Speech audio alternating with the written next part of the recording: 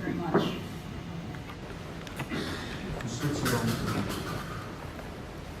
Okay, can you hear me? Yeah.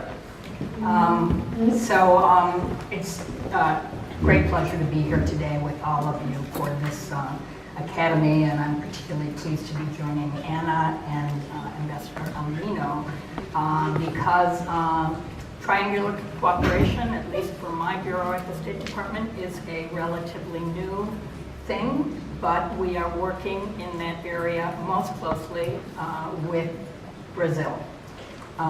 We have a memorandum of understanding for the implementation of technical cooperation activities in third countries, which was entered into between our two countries in 2011, and we have collaborated on dynamic initiatives in countries that are facing serious poverty challenges in Africa and Latin America.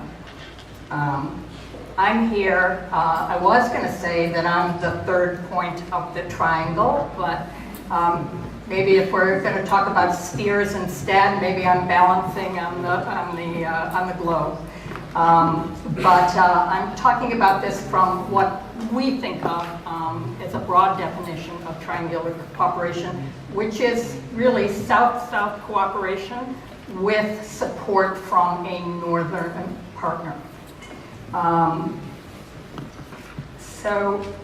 And we are a very strong supporter of both South-South and triangular cooperation, and we are very supportive of the UN efforts to use these modalities to support development.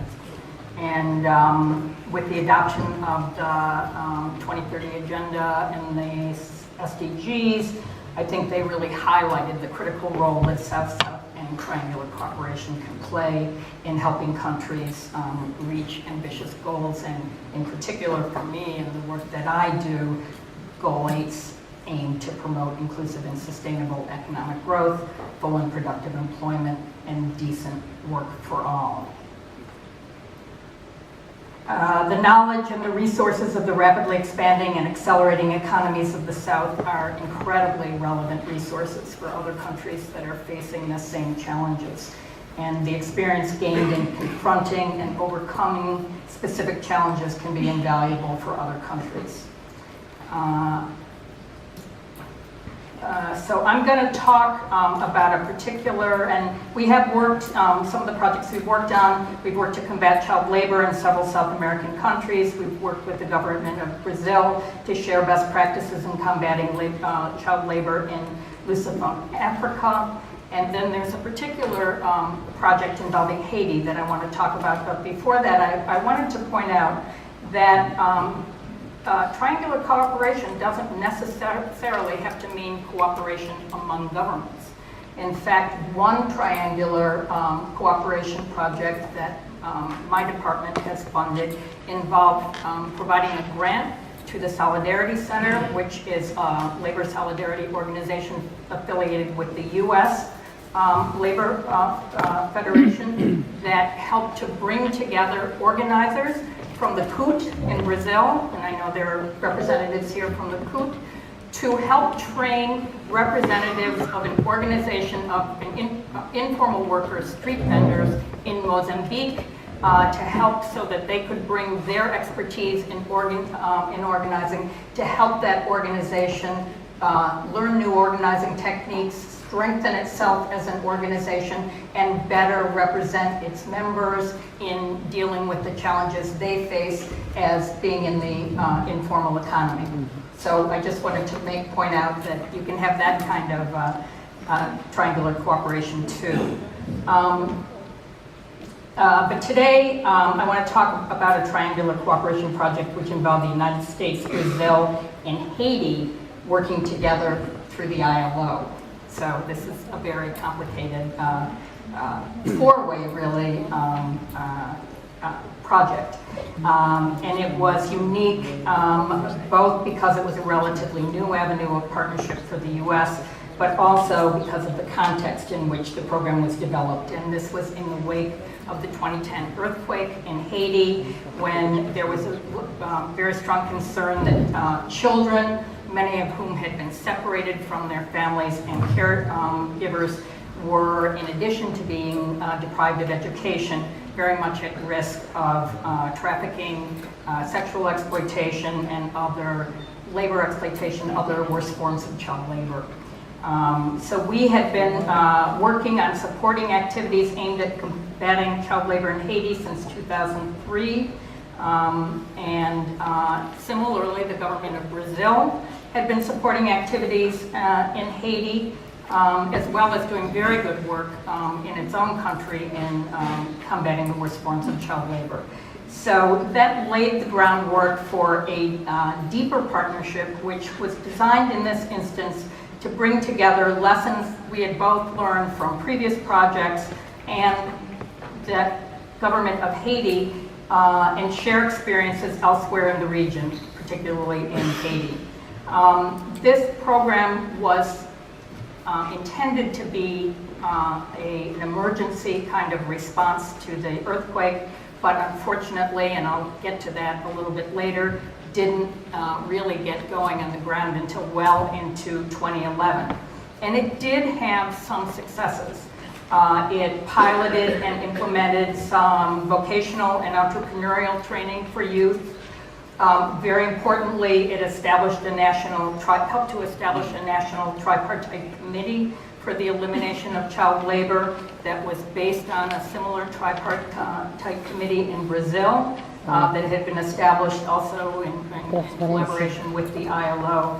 And it raised awareness of child labor through education, media, and a pilot program in 6 schools that used the SCREAM educational model. But it also helped us to learn firsthand about some of the challenges in trilateral cooperation. And here again, I think it might be of most benefit to talk about some of those challenges we found to give you some food for thought. First, as you can imagine, when you have 3 countries involved and an organization like the ILO, there's a lot of bureaucracy. So one of the reasons why it took so long to get this project off the ground was because every country had its own needs, its own ways of handling these kinds of programs, financing, and the ILO itself. So bringing that all together was an issue. So I think it is something all of us can think about how we can streamline processes as we learn more about these programs to get them on the ground and working better. We needed a more rapid response in the wake of the earthquake. And second, the number of outputs, activities, and targets that we had turned out to be way too many because it was each partner brought to the table their shared experiences and their ideas about what should happen. And I think instead of going through a process where we came together on a smaller number of more realistic goals, we ended up with a program that had too many different activities and really couldn't possibly fulfill everything it was designed to do. So though we had consistent collaboration and dialogue on the program, an increased focus on jointly designing the project objectives and targets with a focus on starting with a more limited set could have helped address some of these concerns. I think we also learned that in this particular project, it could have greatly benefited from more direct visits and contacts between Brazil with its expertise and people in Brazil with their expertise in Haiti and with counterparts in Haiti. We had the ILO as the implementer, and I think this is something that we've learned, that you really have to bring the 2 South-South countries together, not just in the design of the program, but in the actual implementation. So, each of these lessons will help inform our future efforts, and I think point back to some of the strategies for successes that we've learned, and that is consistent communication, value of long-term collaboration and frameworks for partnerships, and shared experiences. So I'm very much looking forward to hearing from all of you as well as my colleagues here. Thank you.